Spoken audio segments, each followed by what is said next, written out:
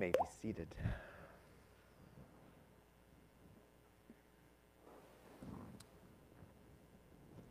This morning, we got sort of beaten over the head with the Ten Commandments, didn't we? Twice. Were you like, I got it. Of course, God gave Moses the Ten Commandments on top of Mount Sinai, which is right there. That little knob right there is the top of Mount Sinai. And it's in the book of Exodus that these commandments are given. And Moses comes down the mountain and reads them to the people. So in Genesis, we don't hear anything about the commandments because it's not until Exodus that happens. And in Exodus, the second book of the Bible, both the first and the second commandments are broken in sort of dramatic fashion. Even before Moses gets the tablets down the hill, what happens? They're worshiping the golden calf, the idol at the bottom. They come down. The first commandment, you shall have no other gods before me. The second commandment, do not make any idols for yourself. The commandments, they weren't printed on ink, but if they were, the ink wouldn't have been dry. And already the people of God have violated 1 and 2 in the second book. The third book of the Bible is the book of Leviticus, and it's a book of laws. If you've ever tried to read from beginning to end through the Bible and you get to Leviticus, Leviticus can be sometimes a hard slog to get through because it's law after law after law. The first two books are a lot of stories, a lot of narrative that holds the things together that makes it sort of interesting. But then you get to the law and it's kind of hard. But embedded within this book of laws is a story, and it sort of jumps out at you if you're just reading law after law. It would sort of be like reading the United States Constitution, law, and all of a sudden a story about George Washington chopping down the cherry tree. You'd be like, well, that's nice, but does it need to be in the Constitution? But in the third book, there is this story, and it's the story of the son of an Israelite woman who blasphemes against the name of God. What's the third commandment? Do not take the name of the Lord your God in vain. The third commandment violated in the third book. The fourth book of the Bible is the book of Numbers. Another book that has very little narrative. It's basically a long census. Again, if you're going from one end of the Bible to the other and you manage to make it through Leviticus, and then you get to Numbers, it's even harder because it's so-and-so begat so-and-so, and here are the number of the tribes of this people in this tribe, and here's the number of this tribe, and it's just names and numbers throughout. But then all of a sudden, in the middle of that, there's a little story in Numbers 15 about a man who gathers wood on the Sabbath day. What's the fourth commandment? Remember the Sabbath day and keep it holy in the fourth book. The fourth commandment is violated. The fifth book is the book of Deuteronomy, and in the book of Deuteronomy there's a section, rather long section in Deuteronomy 21 about children disobeying their parents, and it uses words which seems to say that all of Israel were like stubborn children who were disobeying and not honoring their parents, their fathers and mothers. What's the fifth commandment? Honor your father and your mother.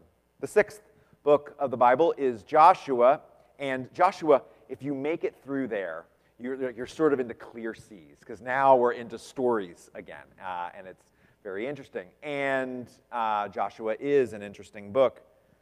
One of the stories that sort of stands out, because we probably learned it all in Sunday school, is the story of Jericho. Remember, the people of God God told them to take Jericho, but there were the big walls. They didn't know how to do it. And God said, we walk around 3 times and then blow your horn. And so they do, and the third time they blow their horn, and the walls come tumbling down. Remember this from the old spiritual? Well, God said, when you go in and you take the city, you're also to take the treasure, all the gold, the silver, the valuable things, and you bring them back to me. They are not yours, they are mine. So you bring them back to the tabernacle. Well, there's this guy in Joshua named Achan, and Achan is in there sacking Jericho, and he's collecting the treasure, and he pockets some of it, violating the commandment to not steal. In Judges, there's, again, a lot of stories in there, but perhaps one of the most troubling stories of the Old Testament is the rape and murder of the Levite's concubine, where a Levite's concubine, a young woman, is murdered. And it's notable for a lot of things, but one of the reasons is it's the first time in the Old Testament, outside of the giving of the Ten Commandments, that the word murder is used.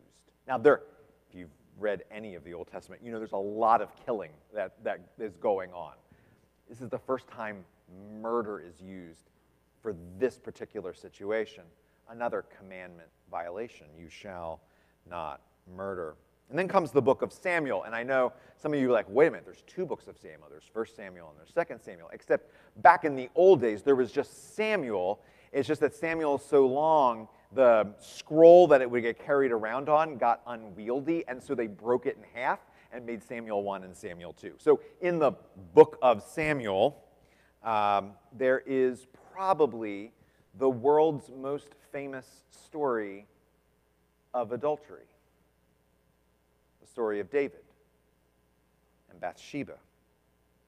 In the 9th book of the Bible, Kings, again, there is a 1 Kings and a 2 King. It's just that the scrolls got unwieldy, and so they broke it into two. But in the book of Kings, there is a story about a guy named Naboth. And Naboth had a great field. It was a vineyard.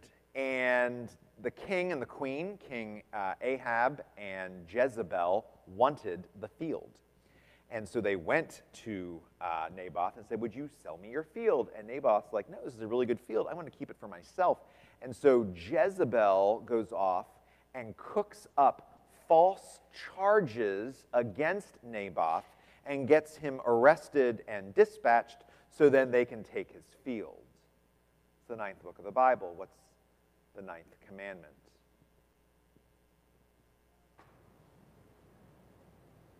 Yeah, no false witness. At the end of Kings, Jerusalem falls.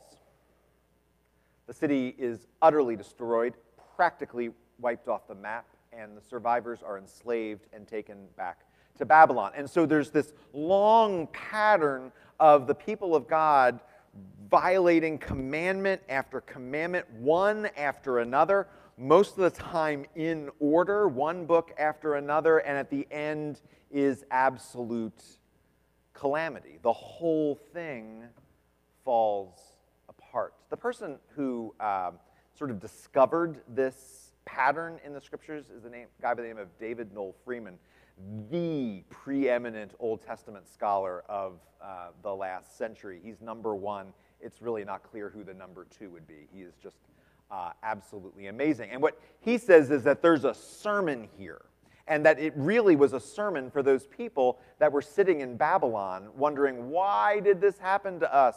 Why are we sitting here, and why did we lose our homeland? And the sermon is, well, look what happened. You know, we lived as a country that did not honor life, and so we killed. We lived as a country that did not honor relationships, and so we lied, and we stole, and we cheated. We lived as a country that did not honor our mothers and our fathers. We lived as a people that did not honor the basic commitments to our faith, and so, of course, the whole thing would fall apart.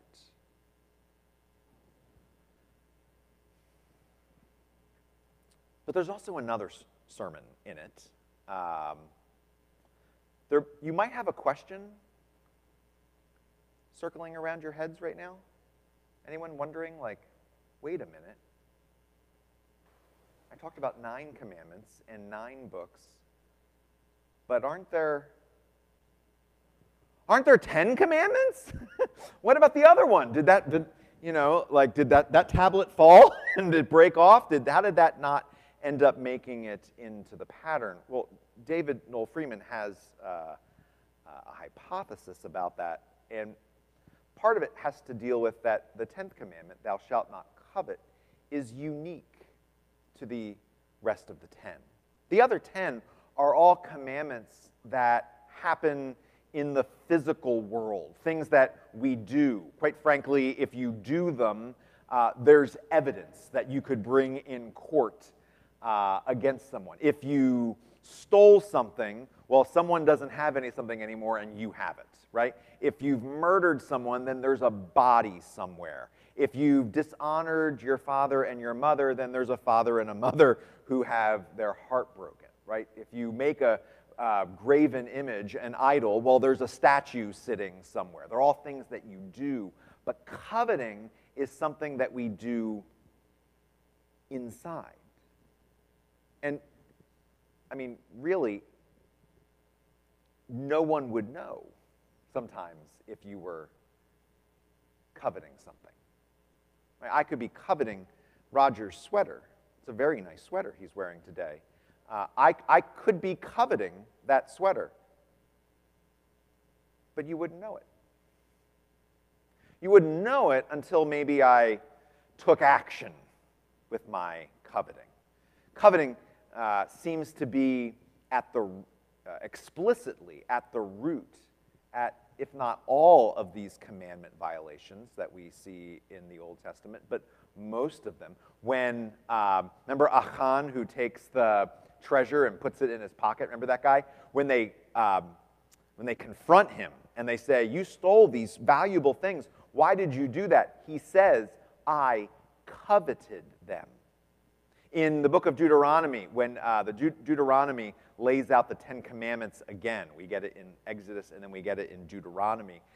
It talks about coveting. It says, you shall not covet your neighbor's wife. You shall not covet your neighbor's donkey. You shall not covet your neighbor's field. And what is it that Ahab and Jezebel want from old Naboth but his field? When David is standing on top of his palace and he looks down upon Bathsheba bathing on her roof, he covets her. Coveting is an interior disposition, but as we all know, with interior dispositions, they tend to leak out. You know, if your interior disposition is gentleness and compassion and love and grace and forgiveness, you just see people and you think, oh, what a beloved child of God. People probably aren't going to walk around thinking that you're a jerk. Because you're probably not doing jerky things, right? But if you're walking around thinking lots of jerky thoughts, if you're judgmental and angry and judging everyone around you, then people probably aren't going to think, oh, what a gentle soul they are. Because what goes on inside tends to happen on the outside. Who we are isn't just the narrative and the thoughts and the words that go through our heads. It's the mark we make in the world, and our thoughts and our interior lives have a habit of making marks on the world. The way of life that Jesus teaches, Jesus had a way. The book of Mark, which we've been reading through for most of the year, that word way shows up again and again. Everything happens along the way. Christians were first called, before we were called Christians, long before that word was invented, we were first called the followers of the way. Jesus had a way, and it was a way of faith in God. It was a way of prayer. It was a way of forgiveness. It was a way of feeding the hungry and giving drink to the thirsty, looking out for those who were in need, those who were sick. And that way of Jesus was meant, of course, to unite us to God, to come to faith in him, to come to faith in Christ, and to keep that faith alive. But it wasn't just about forging a relationship between me and God. It was also, this way, was about forging a people that would live a certain kind of way. I mean, I know there have been a lot of Christian jerks out there, but if you are sincerely praying and believing and poring over the scriptures and coming together to worship, if you are sincerely asking God for forgiveness morning, noon, and night, if you are looking out for the needs of others, then if those things are going on inside, they have a habit of coming on the outside. Jesus' way is about forming us as a people that would live as a certain way for our sake and for the whole world. What we do forms us, and what forms us impacts what we do. And it all, I think, goes back to Jesus' way of love and the very basics of faith. Sometimes we can make our Christian faith very complicated, but in so many ways, it's very simple. Simple faith, grounded with very simple practices. And of course, Lent, this season that we are now smack dab in the middle of, is all about going back to the basics, to remembering who we are called to be, remembering Jesus' way and examining our life and saying, oh yeah, here I'm on the way, but here I'm not quite on the way and I need to maybe scoot over a bit more. I'm wondering, some people give up things for Lent, and maybe you have given up things for Lent. Some people take practices on for Lent. They do something they don't normally do in the year. Something that you might want to think about or discuss at your dinner table tonight or at lunch today or hop on the phone with someone is, what spiritual practices that form you in Jesus' way are you taking on this Lent? And if you aren't yet, we're only halfway through. It's not too late. So that we can be the kind of people that God calls us to be today and always. Amen.